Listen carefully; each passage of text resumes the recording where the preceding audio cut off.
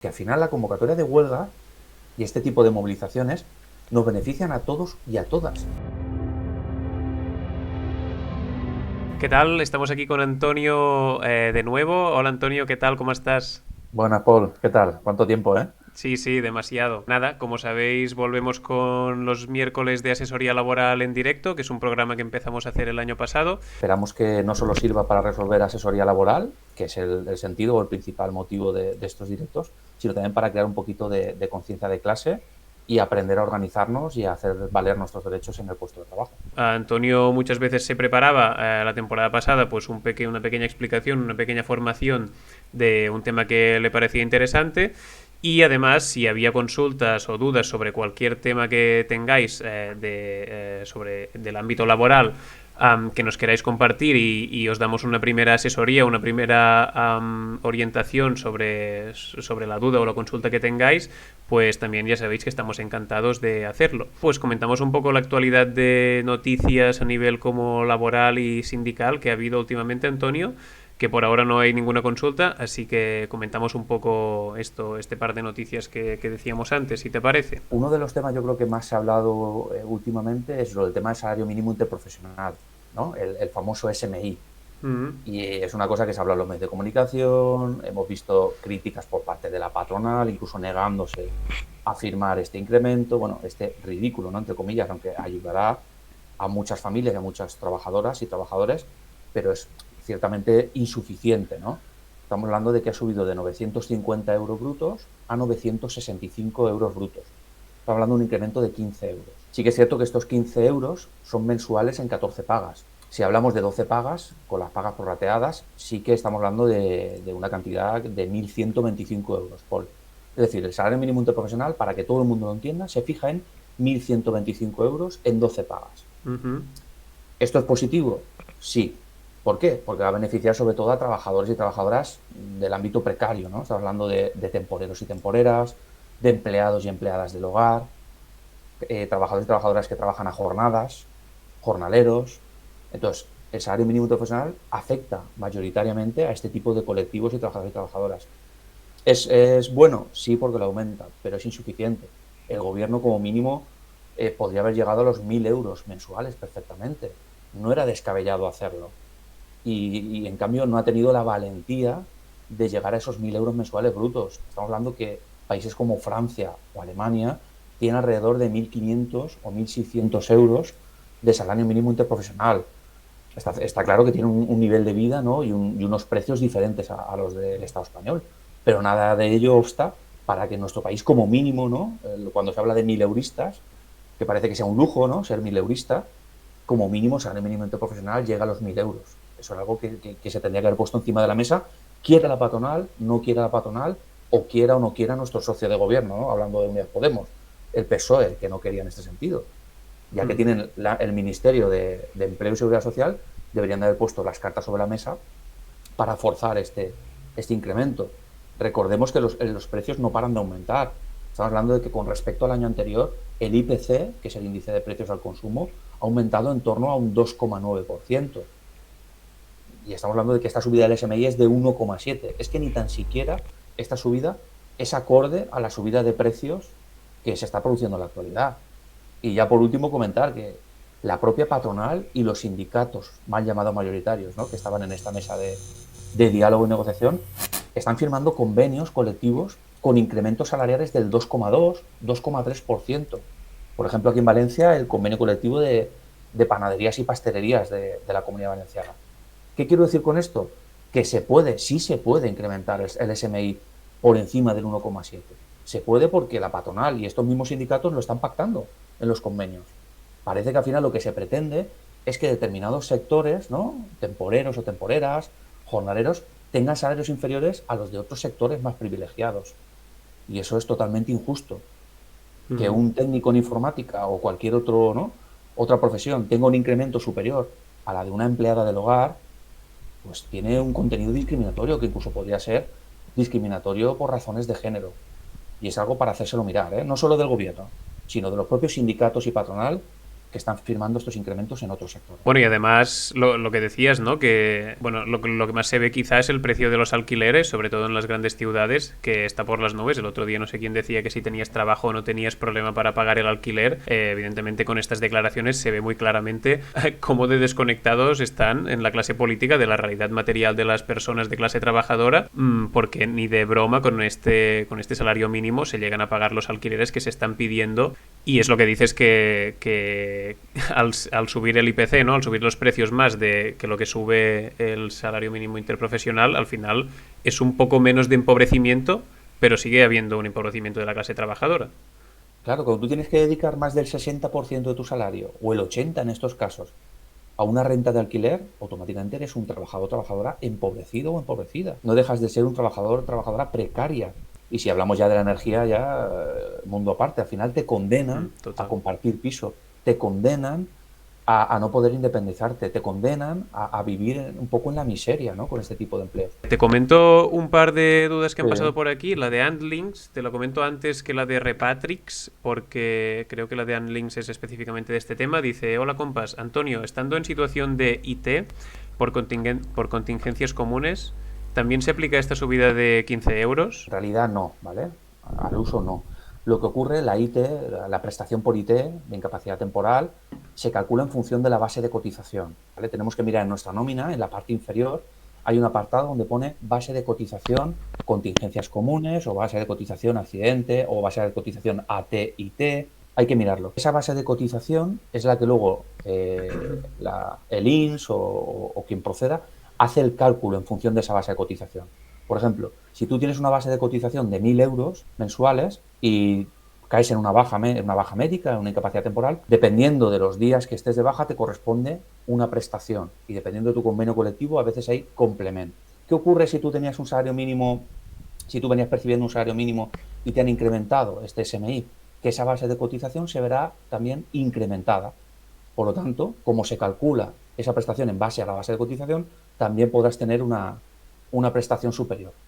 Pero eso no quita que te vaya a afectar. Una afectación que sí que tiene el incremento del SMI es, por ejemplo, a la hora de pedir, por ejemplo, subsidios o prestaciones.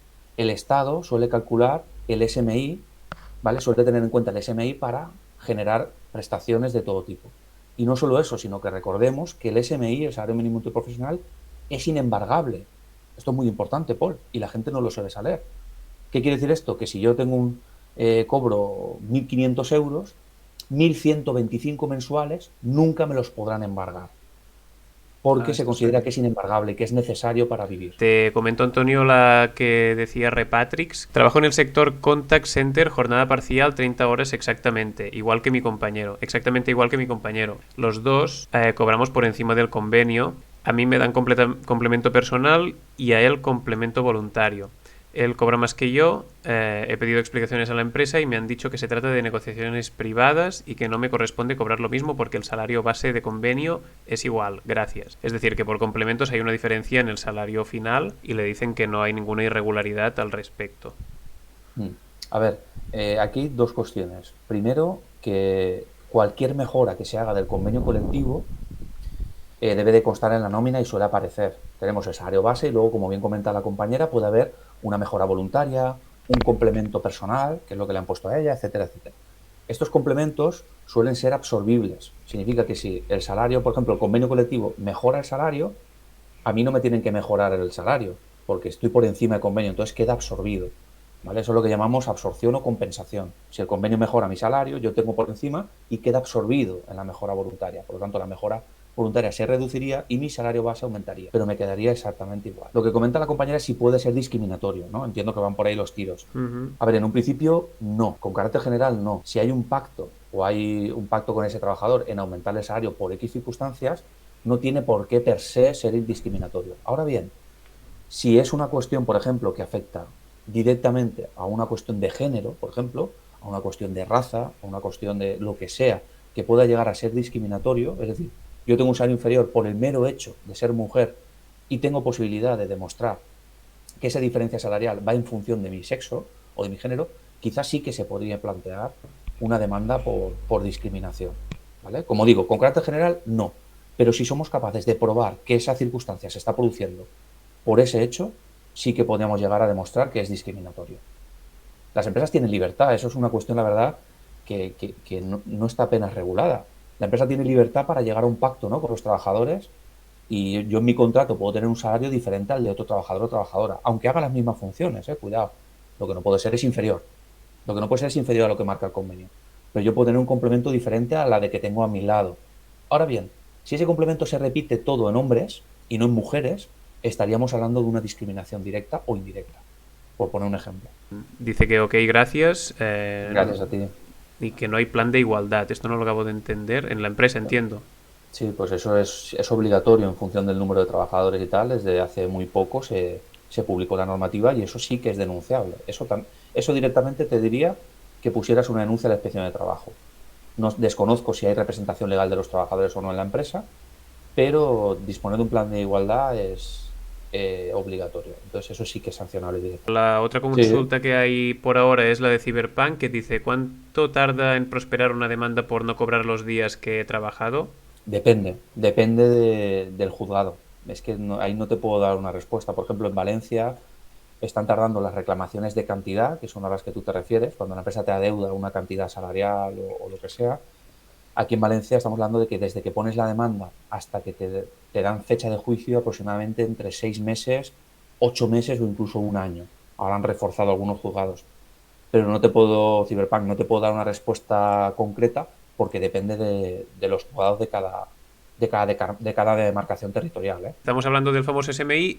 ¿Quieres comentar algo más o ya estaría y quieres hablar Sí, porque he de...? visto, no sé si la has leído por ahí, Paul, una noticia de que le han dado un premio Nobel, ¿no?, de economía, creo, Sí, a un economista bueno, que ha hecho un estudio y tal y que declara que el aumento del SMI no tiene afectación negativa, ¿no? O sea, lo que hablan los neoliberales y la derecha, ¿no?, del Estado español, de que el aumento del SMI perjudica la economía, va a haber una destrucción de empleo, es una utopía. No se ha producido en la actualidad. No se ha producido, todo lo contrario.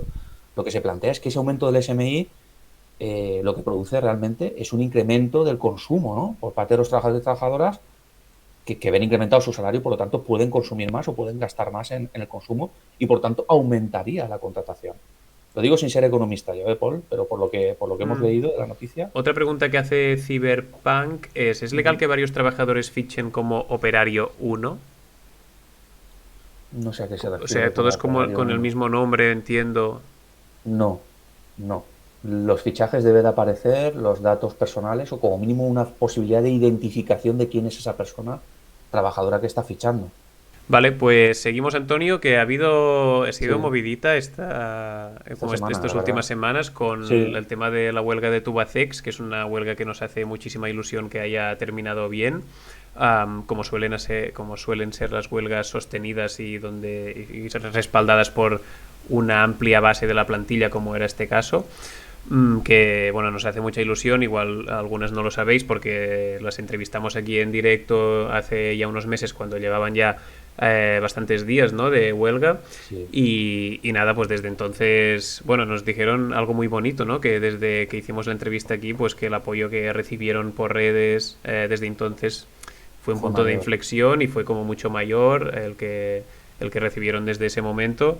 Y nada, que guay que hayamos podido ayudarles Pues en su huelga, en la resistencia y en conseguir parar el ERE, ¿no?, que era un ERE bastante tocho, de el, 170 y pico personas, si no recuerdo mal.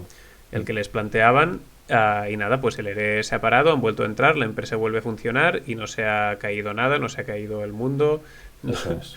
no se ha derrumbado el capitalismo, por desgracia.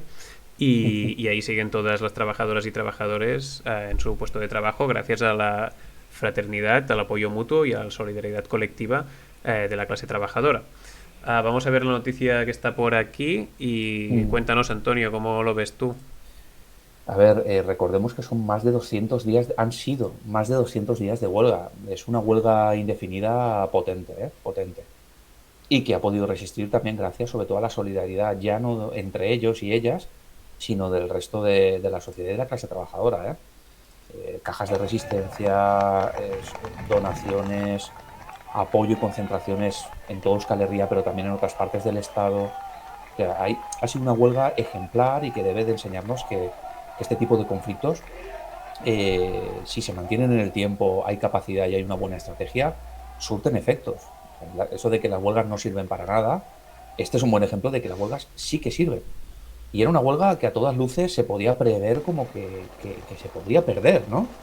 Porque estamos hablando de una huelga que se alarga tanto tiempo, ya empieza a dejar de aparecer en los medios de comunicación. Es una huelga que se empieza a diluir, ¿no? Poco a poco, conforme van pasando los días. Es una huelga que va generando cansancio entre la plantilla. Es una huelga que va formando divisiones entre ellos y entre ellas. Cuidado que esto nos pasa mucho, ¿eh? Cuando las huelgas se alargan en el tiempo, son muy peligrosas, sobre todo porque la empresa sabe que la capacidad de aguante, la unión y la solidaridad son, entre comillas, limitadas. Pues esto ha sido, contra viento y marea, todo lo contrario. La capacidad de alargar una huelga tanto tiempo ha sido lo que ha posibilitado precisamente ganarla. Y nada, sobre todo darle la enhorabuena a los compañeros y compañeras, porque no es que hayan ganado una huelga parcialmente, es que la han ganado totalmente. Han conseguido no solo paralizar los despidos, sino que los despidos que ya se habían producido volvieran a su puesto de trabajo. Como felicitar, ya lo hicimos en su Totalmente. momento, pero felicitar a las compañeras de Tubacex la lucha sostenida e implacable que han tenido durante todo este tiempo. También muy felices de haber podido aportar nuestro granito de Sí, arena a esa lucha. Y nada, que felicitarles y que decirles que son ejemplo y son referente para luchas y conflictos laborales futuros, presentes y futuros, y que gracias por el ejemplo y felicitarles por los éxitos conseguidos. totalmente. A Maika dice, en una oferta de trabajo pueden decirte que el sueldo bruto es X, pongamos, no sé si he puesto 1000 o 10.000, todo incluido, y que en ese todo incluido incluyan la indemnización, pero no se especifique en ningún lugar. Vale, la indemnización, o sea, yo no sé, Antonio, pero yo te diría que la indemnización es el... Sé Como por es dónde en va, caso... Vale, sé por vale, dónde vale, va, pues dale. sé por dónde va. A ver, con carácter general, en todos los contratos te deben de incluir el salario anual bruto, ¿vale? En una de las cláusulas, creo que es la cuarta o tercera cláusula del contrato, aparecerá salario anual bruto Ah, vale. por 12.000 euros, ¿vale? Ahí suele aparecer, incluye pagas, extras, vacaciones, no sé qué, ¿vale? Lo que ella se refiere es que en las ETTs, en las empresas de trabajo temporal, Mm. lo que pasa es que pueden incluir en ese salario bruto la parte proporcional de las vacaciones, incluso la parte proporcional de la indemnización que corresponda al finalizar ese propio contrato temporal. Ah, vale. Entonces, la ley les permite introducir en ese salario bruto todas las partes.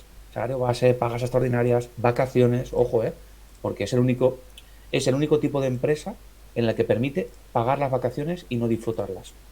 Vale. Entonces, te pueden incluir en el salario base todo, incluso la propia indemnización, preveyendo que tu contrato va a finalizar. Dice que no es un ETT, pero igual en un contrato temporal también sirve. No, ¿No, eh? no. Y entonces... Si no es una TT, pues yo entiendo que no se puede. Si no es una TT, no se podría. ¿Por qué? Porque no vas a ver cuándo va a finalizar su contrato, a no ser que sea un contrato eventual que ponga 3 meses. Pero es que aún así sería la primera vez que lo he visto, ¿eh?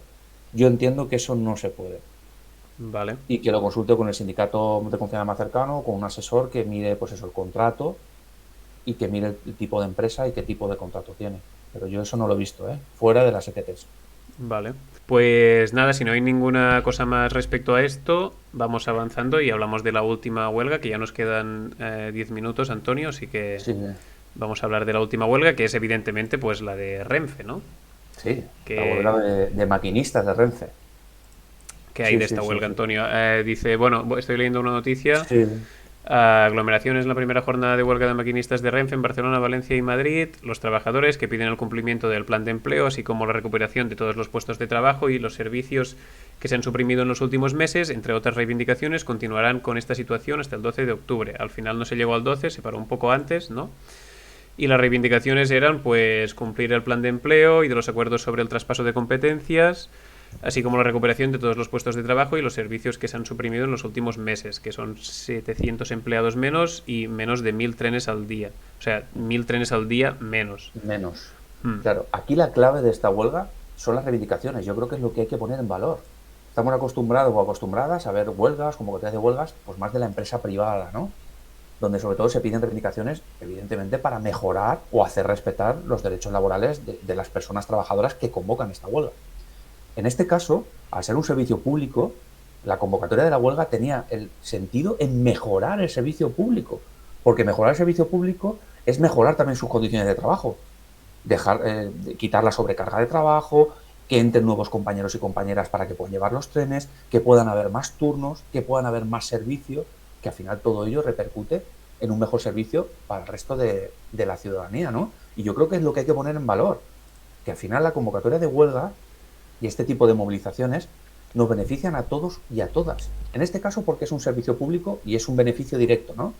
Que han ganado una huelga y al final han conseguido que vayan a recuperar el nivel de empleo que tenían antes de la pandemia, ¿no? Esos 700 y pico maquinistas que estaban pendientes de formarse y de entrar a llevar los trenes, de que van a aumentar las frecuencias. Todo esto al final beneficia. Pero es que en la empresa privada, cuando una empresa privada, unos trabajadores de una empresa privada ganan una huelga y mejoran sus salarios o mejoran sus derechos, indirectamente también estamos siendo beneficiarios el resto de trabajadores y trabajadoras de otras muchas empresas, porque dan ejemplo y porque ese aumento o esas mejoras de las condiciones de trabajo pueden ayudarnos a nosotros conseguirlas en nuestros propios puestos de trabajo. Por lo tanto, yo quería comentar esta noticia, Paul. Yo tengo una pregunta sí, de esto, pero di. pero sobre todo eso, para hacer valer el tema de los servicios. Y luego ya, dos cosas que quería comentar aquí es, por un lado, en este tipo de convocatorias de huelga es cuando más se evidencia la insolidaridad, ¿no? O la falta de solidaridad de los usuarios, que al final no dejan de ser trabajadores y trabajadoras, porque no nos engañemos, quiénes somos o quiénes son los que más utilizan los servicios públicos de transporte.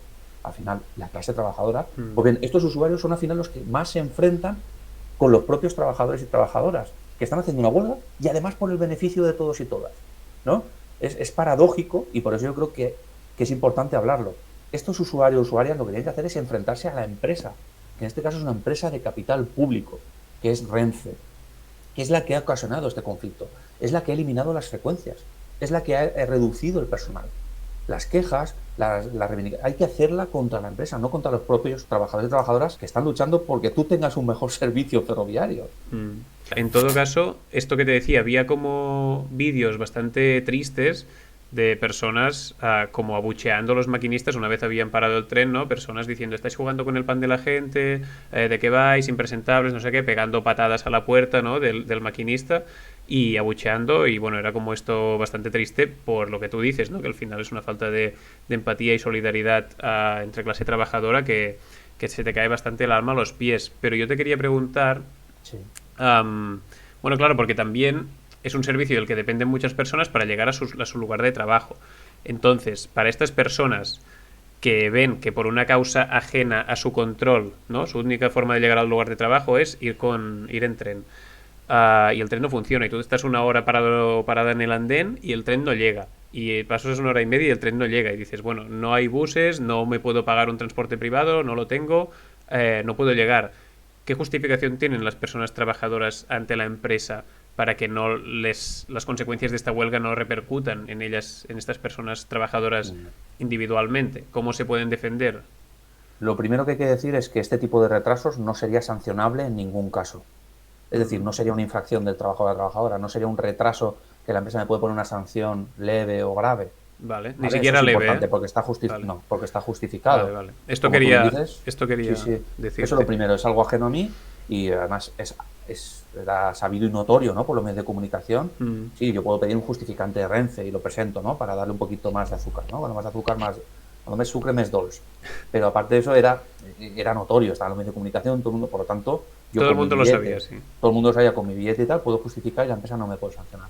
Aquí donde puede haber controversia es con el tema de si yo tengo que recuperar esa hora, por ejemplo, que tardo de más, o si la empresa me puede descontar el salario de esa hora de más. Aquí es donde sí que puede haber cierta controversia, ¿vale? Vale. A lo mejor el primer día yo te diría que no, ese primer día de huelga, que yo no tengo conocimiento, que yo no tengo constancia, que yo no me he preparado, ¿no? Un modelo de desplazamiento alternativo, pues yo siempre voy en tren. Yo entiendo que no, ni esas horas te las pueden descontar ni son recuperables, ¿vale? Porque la empresa no te puede obligar a recuperar esas horas. Pero bien, si ya luego tengo conocimiento de la huelga, se mantiene y aún así no busco otra alternativa de transporte, ahí la empresa a lo mejor sí que podría descontarte esas horas. Porque si bien no te puede sancionar porque son justificadas, ese retraso es justificado, no te puedes sancionar, pero Mm. bien sí que te puedo decir, oye, esas horas tú no has prestado servicios, por lo tanto, te las puedo descontar del salario. Vale, Ese o tipo de las cosas. puedes recuperar tal día o al final del Si tú turno. lo acuerdas con la empresa, sí, pero yo siempre digo que la recuperación de horas en derecho laboral no existe. Y también me venía a la cabeza otra duda. Ah, sí, que es esto, que seguramente el primer día que esto pasó, muchas personas llegaron a su lugar de trabajo igual 1 hora tarde o 2 horas tarde y lo que dijeron es, vale, pues sales 1 hora o 2 horas tarde hoy. Esto no puede No. ser, ¿no? A ver, no puede ser, la empresa no puede obligarme a hacerlo. La empresa puede descontarme esa hora más tarde, es lo que te he comentado. Mm, Podría descontarme, oye, tú no la has trabajado, no es tiempo efectivo, vale, no te la pago. Pero no me puedo obligar a quedarme a recuperarla, porque en vale. derecho laboral no existe esas horas recuperables. Vale, y en todo caso, si una persona dice, bueno, no, ok, si me las descuenta no pasa nada, pero yo a mi hora me voy, porque seguramente tengo otras 2 horas antes de llegar a casa y tengo que hacer Correcto. cosas, No te pueden no te sancionar pueden por decir ello. nada. No te pueden sancionar por ello. Te leo si te parece las dos últimas Claro. consultas que hay por aquí. La primera es de Repatrix, que dice, hay que cumplir los servicios mínimos obligatoriamente respecto al tema de la huelga que hablábamos, aunque sean abusivos, Si no, hasta que se consideren abusivos por sentencia, sí. porque si no la huelga se puede Si no, la declarar cosa se puede ilegal. declarar, no solo que se puede declarar ilegal, sino que aparte a mí, como trabajador o trabajadora designado como servicio mínimo, me pueden aplicar un despido disciplinario directamente Vale. y tirarme a la calle con 0 euros. Luego ya veremos si se declaran abusivos, etcétera. Pero lo primero es, hasta que se declaren por sentencia, yo estoy obligado a cumplir esos servicios mínimos. ¿Vale? Hay que diferenciar también entre servicios mínimos y servicios de mantenimiento y seguridad. Cuando hablamos de servicios mínimos, hablamos de huelgas que se convocan en el sector público, mayoritariamente, que afectan a servicios esenciales para la comunidad. Y la última pregunta, que creo que es de un tema ya más concreto, de Sí. Alon Photoart, que dice, hola compas, gracias por el directo, lanzo pregunta. ¿Qué podemos hacer trabajadores de nueva incorporación que han empezado su actividad laboral dentro de una fábrica automovilística para un servicio de prevención ajeno dentro de la misma a los que nos han contratado diciendo que en nuestro salario ya incluye nocturnidad, turnicidad, pagas extras, etcétera? Y cuando a los compas que ya prestaban este trabajo pero con el servicio de prevención anterior a ellos sí que les pagan todos estos ítems, ya que realmente estamos excediéndonos a lo que nos marca nuestro convenio, trabajando de noche en turnos de 12 horas, etcétera, creando un nuevo convenio, llevando esto a negociación. Vale, yo me he perdido un poco en la situación, pero entiendo que se están excediendo, que se están en condiciones que sobrepasan lo que limita el convenio, como dice al final, trabajando de noche en turnos de 12 horas, etcétera, y que cómo pueden hacerlo. Pues habría que mirarlo. Yo lo que entiendo aquí es que lo que denuncia el compañero es que como que hay dos tipos de grupos de trabajadores, ¿no? O había unos antes, o siguen estando, que tienen unas mejores condiciones y que cobran nocturnidad y tal, y estos nuevos compañeros que trabajan en el servicio de prevención de la propia empresa, pero que tienen unas condiciones inferiores. Habría que mirar si el convenio de aplicación es el mismo, etcétera, etcétera. Las condiciones de trabajo deben de ser las mismas. No Vale. cabe que haya una diferenciación aquí. Si el convenio es el mismo y tú tienes que cobrar nocturnidad a partir de las 6 hasta las 22, por ejemplo, o de las 22 a las 6, tanto él como tú lo tienes que percibir por separado. Entonces habría que analizar esto, el contrato, ver si los convenios de aplicación es el mismo y a partir de ahí se podría plantear pues, lo que hemos dicho, si hay un incumplimiento de convenio o bien denuncia a la inspección de trabajo o bien incluso constituir una sección sindical en la empresa, en el centro de trabajo, y plantear estas reivindicaciones a la empresa principal, a la fábrica esta donde presta servicios, el servicio de prevención. Depende de la provincia, sí. Sí. Y nada más, si no hay más preguntas o consultas, ya haríamos la hora. Así que dejamos una mini ventana abierta por si hay alguna consulta de última hora, pero si no entra, iríamos cerrando. ¿Tú quieres añadir algo más, Antonio? No, poco más. Yo creo que lo que hemos comentado, el tema de las dos huelgas, si te fijas, Paul, una en el servicio público que repercute, otra indefinida que se ha conseguido ganar, son dos victorias muy importantes en un corto periodo de tiempo y yo creo que nos debe de hacer reflexionar, ¿no? Primero, sobre la capacidad que tenemos como trabajadores y trabajadoras, si nos unimos, si nos organizamos y si nos asesoramos. Y segundo, de que los trabajadores y trabajadoras tenemos que empezar a perder el miedo, porque la convocatoria de una huelga o la movilización, precisamente lo que evita es el despido. Lo que evita es el despido. Precisamente lo que hace es protegerte y conseguir mejorar tus condiciones en la empresa o en tu centro de trabajo. Hay que darle la vuelta a ese argumento. Bueno, de hecho, ahora que lo dices, uno de los argumentos que nos dijeron, ¿no?, las compañeras de Tubacex es que nunca se habían sentido como tan unidas y tan respaldadas mutuamente y con tan poco miedo al final que cuando se vieron todas juntas ahí haciendo la huelga y así, que supongo que hubo momentos de todo, pero también nos decían Claro, que cuando uno está abajo, la otra viene y le anima y viceversa, ¿no? Y que también te sirve mucho como para visibilizar esa fuerza como clase trabajadora y ese poder que se tiene. Y también nos hace sentirnos menos solos, menos solas y con menos miedo, ¿no? Ante esto, porque evidentemente da totalmente. mucho miedo contra una empresa que es una cosa muy grande, muy poderosa, que tiene el poder de decidir si comemos mañana o no, o si pagamos el alquiler el mes que viene o no, y esto es un poder muy fáctico y muy de verdad, y por eso estamos en contra de este sistema. Pero mientras lo derrocamos, tenemos que sostenernos mutuamente y apoyarnos Seguir para, avanzando, seguir exacto, avanzando. seguir avanzando y seguir viviendo, ¿no?